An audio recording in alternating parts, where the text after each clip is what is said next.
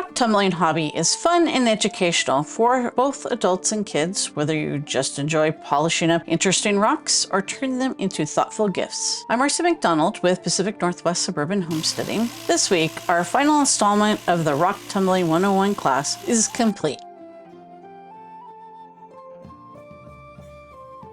I'm doing this in a very linear stage 1, stage 2, stage 3, stage 4. You could do a whole bunch of stage 1s, save them up for, when you're going to do stage 2 later. I usually like to keep a bag of everything in a stage before polishing because, as I said, my stones are going to be shrinking and so my barrel is going to be more and more empty. I keep those on hand to put in there rather than fillers. So, oh gosh, I'm all the way at stage 3 and I only have a half a barrel. I don't want to put in my ceramic filler. I've got some that are ready for stage 3. You can do that, keep a supply. At this point also, you would be going through and looking for stones that have cracked or are broken, that if they broke and they're really rough because they just broke, 20 minutes before you emptied this barrel, save it for your next batch. Yeah, you don't have to throw them away. You can just save them for the next batch. You can bust them up into worker stones. So for breaking up your larger rocks,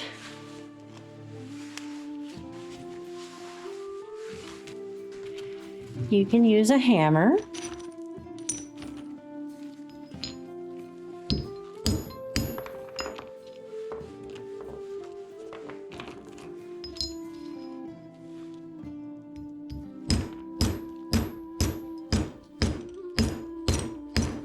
If you want to be extra careful, you can use a hammer and a chisel.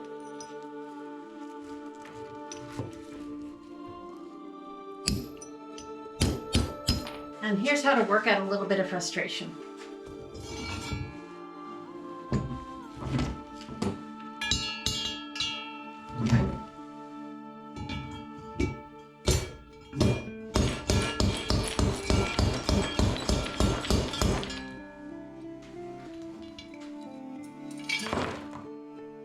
But I have so many that are just, like I said, waiting for the next batch. You don't want to have it go all the way through all the processes because it's not going to turn out quite as nicely as the other because it's just behind the others. You can make a judgment call on that because sometimes going from stage 1 to stage 2, small cracks, small breaks will work themselves out in stage 1 to stage 2.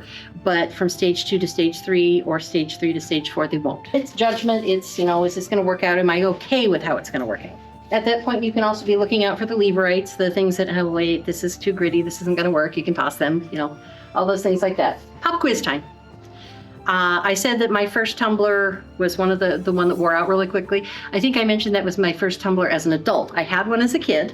I do not know where it came from. I think I was 8 or 9. A neighbor gave it to us or something like that. My brother was 2 years older than I am, but we were both young and very stupid. We had no instructions and no internet at the time. So we took this tumbler, we got a bunch of rocks from the driveway, we threw them in. We knew we needed some grit, so we threw in some sand and we turned it on and we ran it for 3 days. How many things did we do wrong there?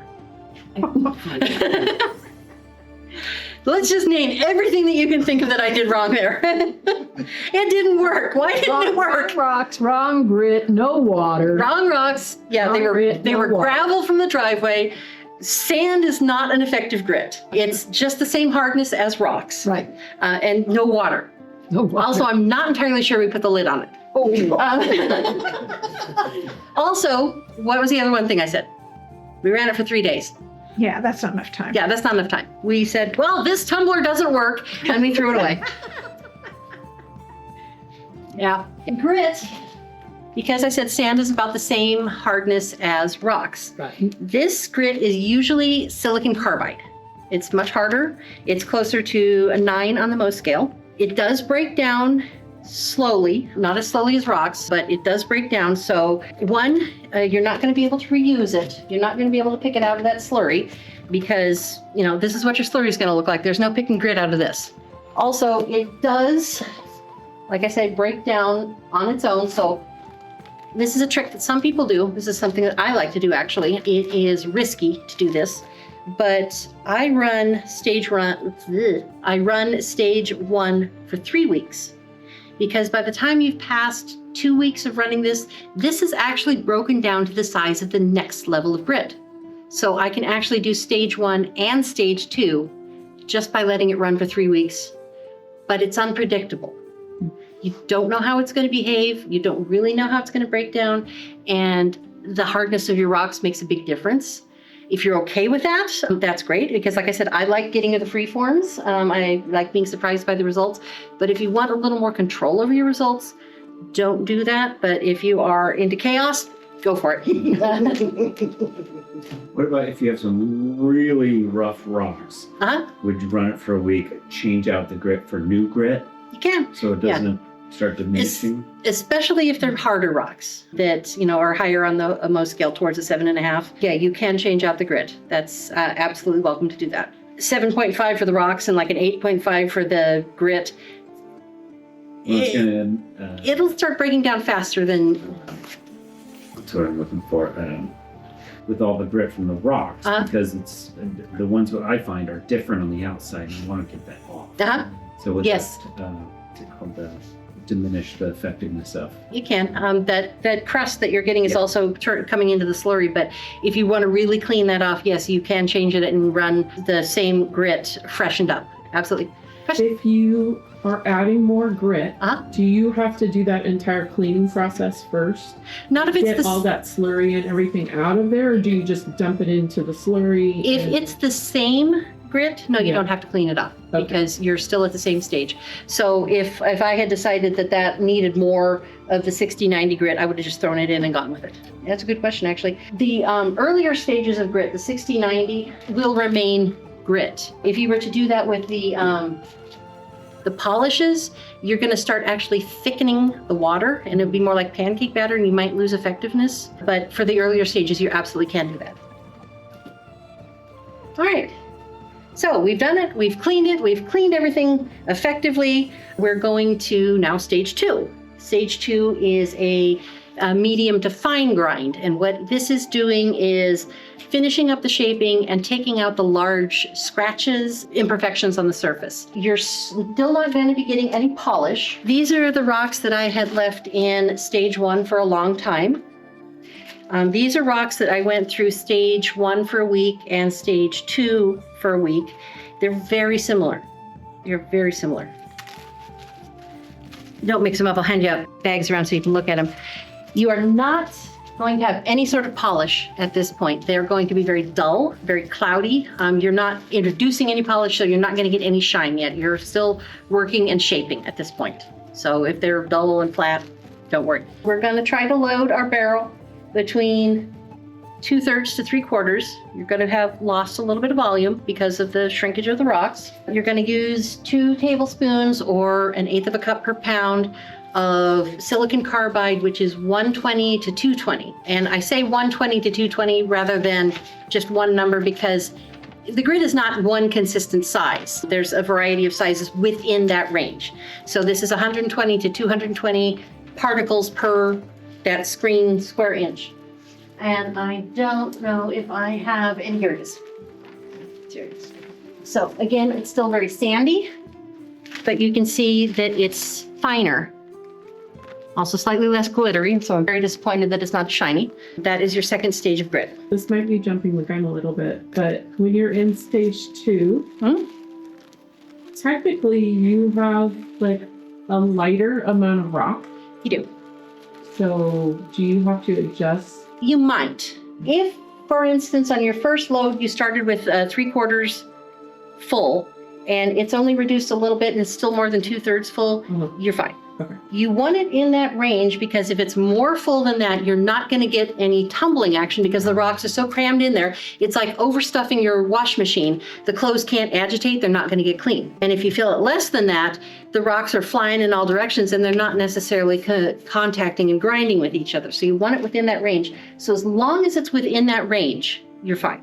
But if it does fall below that, for stage 2, you would still be adding either ceramic media or rocks from a previous tumble process that you saved out, like I talked about how I have some from all stages just sitting by to throw in. And again, at this point, this is the same process as the stage 1, except for the fact that instead of filling the water all the way up to the top above the rocks, you're going to fill it to the just touching the bottom of the top layer of rocks. You got your cylinder here.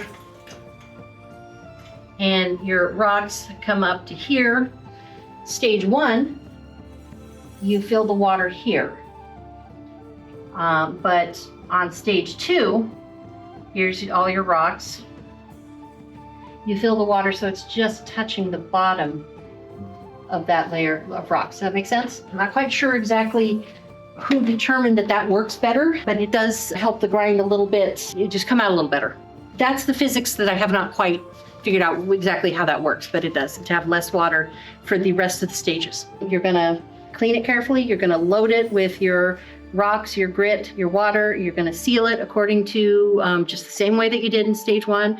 You're going to turn it upside down to make sure it's not leaking. You're going to run it for 15 minutes and you're going to give it a check to make sure that everything's going. And then you're going to let it go for another 7 days. When I say 7 days, I mean running 24 hours a day. Somebody who was talking about just running it during the day or possibly doing that in your RV. Adjust your time accordingly. You know, it's like I was running it for 24 hours a day, but if you're running it only for 16 hours a day, you're gonna have to add another 50% of days. So instead of 7 days, you're gonna run it maybe 10 or 11 days. It's fine. It's fine. As long as you don't open it and, you know, take everything out, it's gonna be fine to just let it sit for a while. Absolutely no problem whatsoever. If it keeps the neighbors happy and stops a turf war from happening or lets you sleep better, all for it. All right. Any questions on that? Because it's really similar to stage 1. No shine, no polish. It's gonna have a very frosted, kind of dull look, but you're starting to see what it's kind of gonna look like. The stripes, the striations are starting to show up a little bit so you know what you've got. Step 3, pre-polish. These are the 4 basic steps that most, like I said, little hobby tumblers will give you 4 steps, 4 stages of grit. There's actually 6 stages that you can do, with at least 2 of them being optional.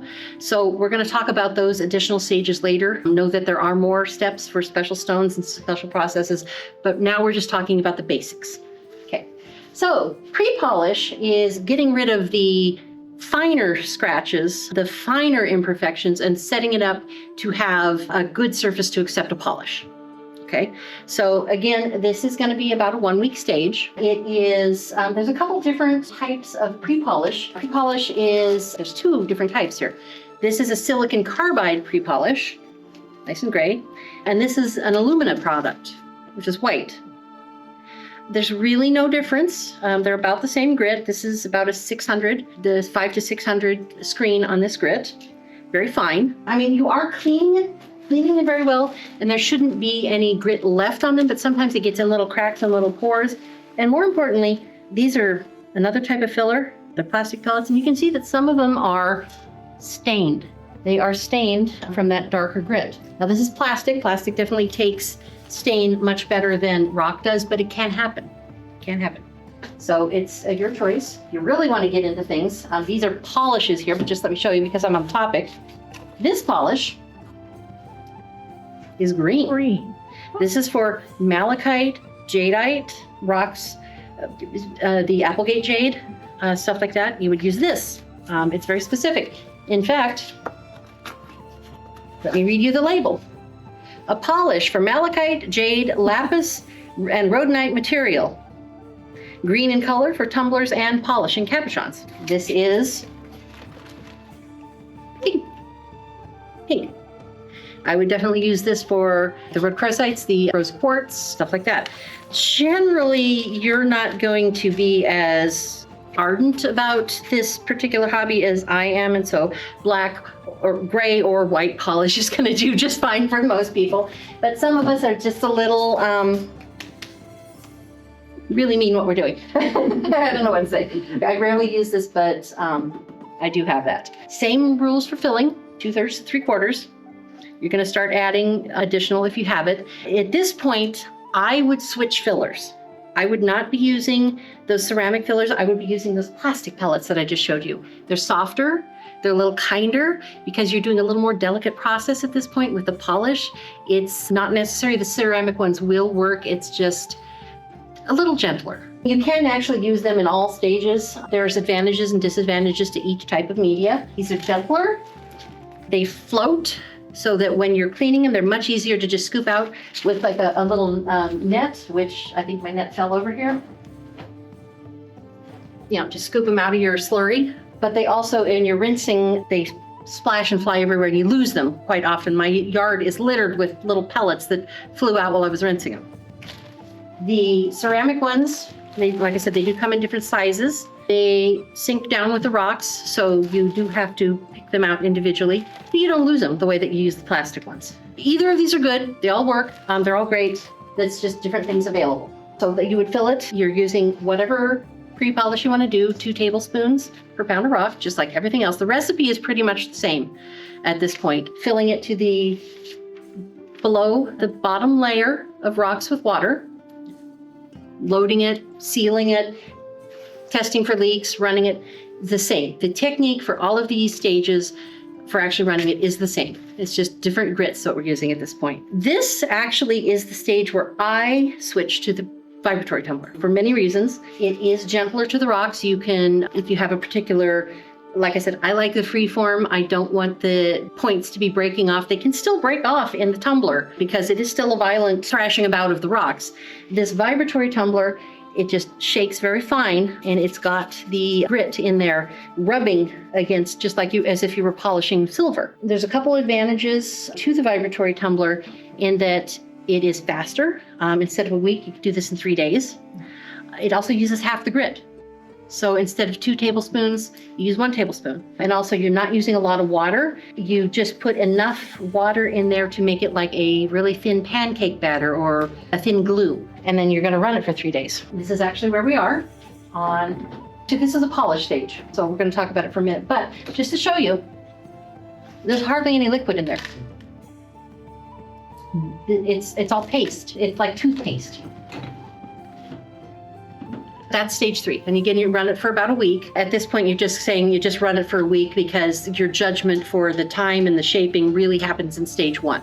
And everything else just takes about a week. One of the nice things about vibratory tumblers, if you add too much water and it's too thin, again, I'm not sure of the physics, but evaporation happens very quickly in a vibratory tumbler. So if you put too much water in, you run it with the lid off, and pretty soon it'll evaporate down to the right consistency. So you haven't messed anything up if you put too much water in. It's just, it must have something to do with breaking up the particles of water and they just flow. I don't know. But I've saved more than one batch when I got a little too carried away with the amount of water I put in by doing that. This is about a 9-pound vibratory tumbler. Fill it about halfway with the rocks. So about that line right there. 1 tablespoon instead of 2 tablespoons per pound in the water. And there you go. Like I said, running it for 3 days. So now we are on to polishing step. Question? Did you say 1 tablespoon? Yeah, vibratory tumblers take half the amount. Wait. Sorry. Yeah, vibratory tumblers take half the amount of polished grit than a rotary tumbler. Got it. So instead of 2 tablespoons per pound, you use 1 tablespoon. So when we're now moving into the polish, this is where some people will actually have a separate barrel that is just dedicated to polish. So you have no chance of getting any of the grits from any of the other stages in it. I could, but I just don't. Again, you're making sure everything is perfectly clean. Again, you're filling it between 2/3 to 3/4. My personal preference at this point, instead of plastic fillers, instead of ceramic fillers, you don't see this one too often, but I use strips of leather. Has anybody ever gone to a jeweler and said, hey, I'd like to, have this ring looked at? And a really good old school jeweler has a strip of leather hanging off his belt, and the first thing he does is polish it to look at it. Leather puts a shine on stuff that is just amazing. There's a particular kind of leather that works best. Not suede. Right. If you had a belt, an old leather belt that you could cut up into pieces, something that's even a little softer, like old pair of leather boots, just not the soft suede stuff. Right. You wouldn't want vegetable tan cowhide either. No. It's too stiff, right? Well, it depends. I mean, I've got some here. This is some leather here. That was an old belt. There's good and bad about it. It's really gross and hard to clean, but it puts a shine on it that I just can't really duplicate with other things. You reuse the leather.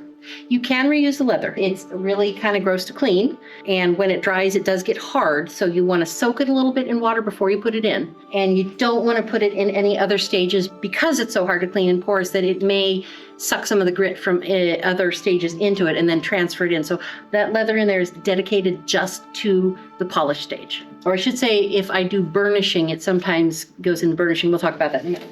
Polish There's a couple different kinds. There's called TXP, which is a tin oxide. And there's CPP, which is cerium oxide. This is CPP, white. Tin oxide is the gray one. Again, this is my choice of colors of polish. This is chromium oxide. No clue what this is. It's probably grit around 1,000 or so. Same thing, 2 thirds to 3/4, water to the bottom of the level, 2 tablespoons per pound of rock.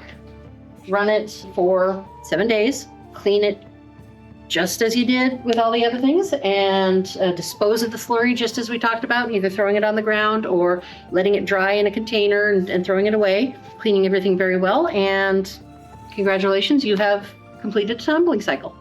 That is a basic tumbling cycle. That's all there is to it. It's set it and let it go. That's the basics. If we have any questions on that, we'll have some questions, and then I'll talk about a few advanced techniques that people can use. Any questions so far? We're good? Okay. Again, I would be using the vibratory tumbler for this, like I said, with leather. That's a lot of you. Oh boy, I hope I have some water. Polish is really pasty. This is where you definitely need your toothbrush. There's the piece I was looking for. Now, when you're cleaning that stuff off, you should do it one by one. Can you just throw it in a bucket and shake them all? You up? can, you can. Scratch them up. No, as long as you're careful. I would actually be putting these in a bucket of full water and with a hose if I had access to it, but we're in a classroom. So you'd swish it around, you'd clean them, you'd use a brush. I would actually have the bucket full of water and the rocks and stick this brush in there and just kind of scrub them around. You have a couple finished tumbled pieces. Again, it's very important to get in there and clean, clean, clean. This is that rhodonite that I was talking about that has the pink and the yellow but leaves a black streak. You can see there's black in it. I think this is jadeite, I'm not actually sure. Between pre-polish and polish, how you will really know when they're ready. Pre-polish is going to be still a little frosty, but the best thing you can do to make sure is get a towel, a wet towel, put a little bit of polish on it, and just shine, shine, shine, shine. And then, okay, if it took a shine, it's ready to go. So these are pre-polished, a little shiny, very smooth. One of the things that you can do to clean your stones, this vibratory tumbler is really pasty with the amount of polish in there, but I'm going to just put a bunch of water in here. I'm going to turn it on a little bit.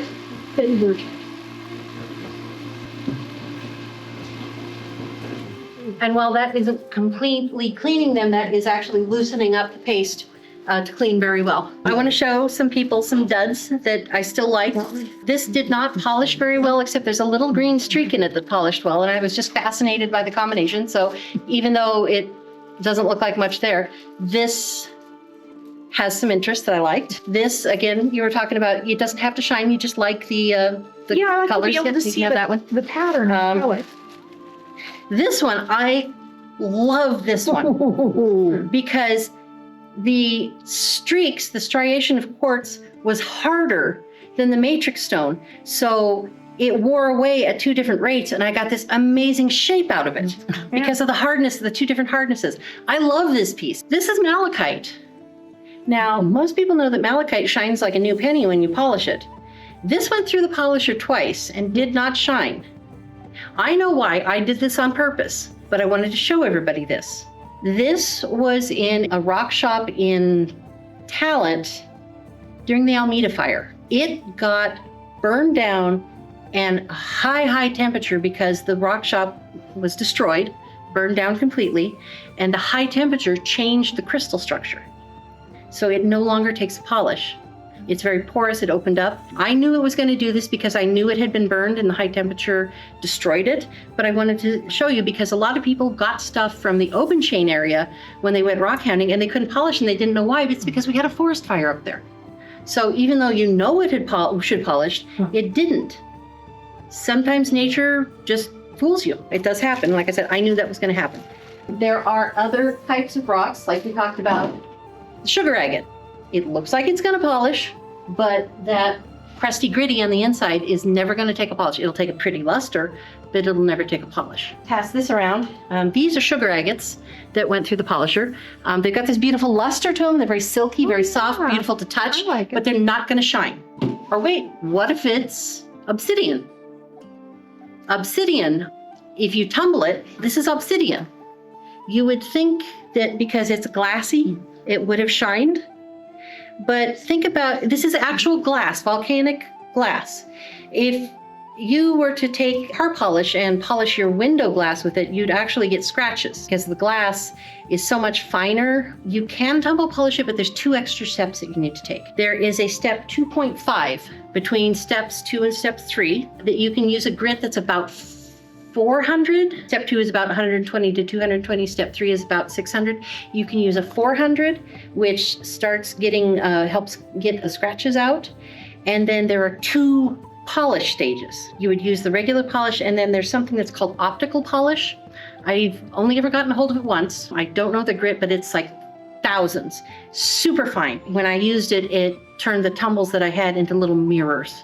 Just the most beautiful shine. So you can do it, but there are extra steps. It's glass, so you have to be extra careful with it and use extra cushioning. The burnishing stage I talked about also is another step that you can do, which is cleaning things, which is, as we talked about, water and dry soap, powdered soap or grated soap. That can take anywhere from a few hours to maybe 3 days. Just like anything else, check it every so often to make sure it's clean. What'll happen is sometimes there are super, super fine scratches still in the rocks that the grit just kind of gets in there and you just can't get it out because it's so fine. So this burnishing removes that. That's a stage where I would also use leather as a filler.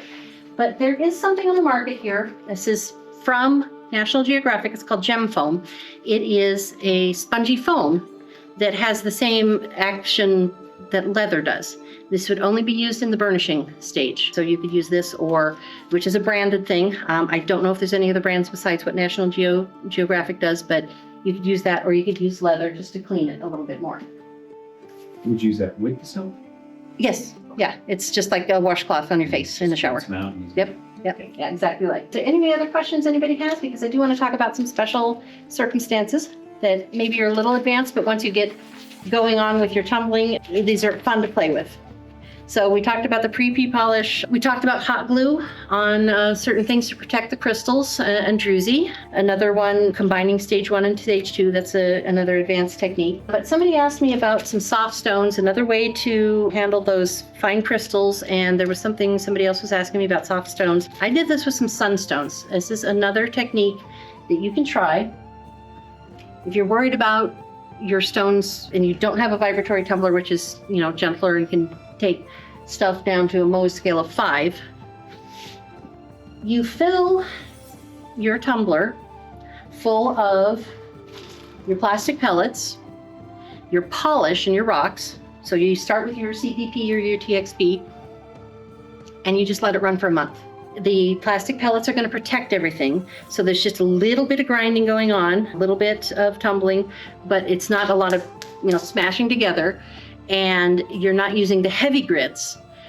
They're just a long-term, just think of, you've got your silver and you've got your tarnish on it, rather than, scrubbing it off, you're just rubbing it gently. It's going to take a long time, but you do a whole month just at that one stage. Like I said, I did that with some sunstones. So it preserved their slightly crenellated surface, but they weren't sharp and they had a shine to them, and they turned out very beautifully. That is one technique you can do to protect the crystals and things that are a little softer.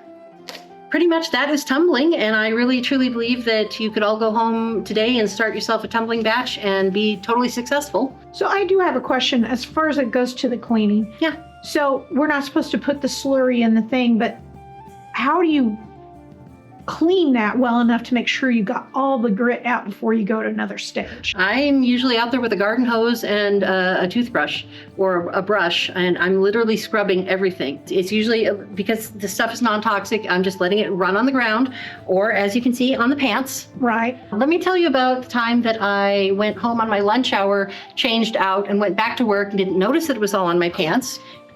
That was Wednesday. That was 2 days ago. That was loading this load. Oh my gosh. I went back to work and I sat down and I had slurry on my shoes all the way up to my knees, and I'm at my office. Wash it out, let it run in your, water your garden at the same time you're cleaning it out. So don't do it in a sink, do it outside. Don't do anything in a sink. I wouldn't even do the burnishing step, which is soap. I wouldn't even pour that down your drain because the soap is getting little bits of grit out of the crevices. It's not a lot, but it can catch in your plumbing and it can add up. Okay. Throw it all out. Throw it all in your, it's non-toxic. Throw it out. If you're not good with that, or if you don't have a yard, put it in a container. This took a week to dry, and then just in the garbage. Yeah. All sorts of things that you can do very safely to dispose of it. Okay. But yes, and I say it again, never, ever, ever, ever down the plumbing. Ever. Yeah. Okay. Yeah. Any other questions? Yeah. And do you use just dish soap, or can you just, what do you, other than, or just a scrub brush on water? When you're cleaning your tumbler, your for just cleaning out the grit and the drums, water and a scrub brush, or a towel, a cloth. You don't really even need soap. You don't need soap. Okay. Yeah, the only soap is for burnishing the rocks in that final stage. But yeah, usually just water. If it's, this is going to be a challenge to clean because it's been sitting a while and getting crusty. I'm going to soak it and let it just dissolve again. So sometimes it's better to just let it do that, because this is, you can tell it's already turning into a kind of concrete. Anything else? And yeah, so you can tell the whole thing is going to get dirty. It flies everywhere, and it's a lot of fun. Yeah, and it's always a surprise, because with cabochons and carving and everything, you know what you're going to get. You don't know what you're going to get until you open this. We good? You've got all your handouts and everything. I thank you for coming, and I can't wait to see what everybody comes up with. All right, thank you. Thank you. And now we conclude our Rock Tumbling 101 class. Next week, we will be releasing the full version of the class with the whole process from choosing your equipment to the final tips and advice for the rock tumbling process. All of the shorter class segments are listed in the description for those interested in watching the process one part at a time. A special thanks goes to the Crater Rock Museum for this opportunity to share this fun hobby. I've linked the museum website in the description. I enjoyed my visit and encourage you to stop in if you happen to be in Southern Oregon. Thanks for watching. Please like and subscribe. Until next time, be curious, keep an open mind, and never stop learning.